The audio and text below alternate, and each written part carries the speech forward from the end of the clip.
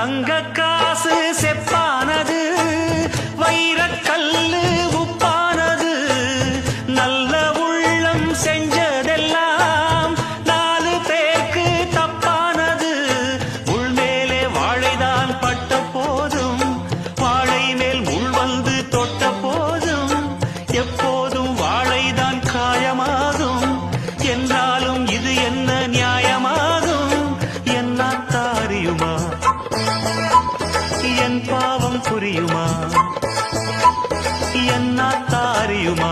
என் பாவம் புரியுமா? எல்லாமே விதிப்படி நடக்குதடா.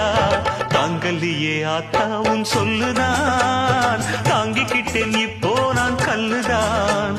வீசி புட்டே எம் மேலே அம்புதான், வாங்கிக்கிட்டேன் வேறென்ன அன்புதான்.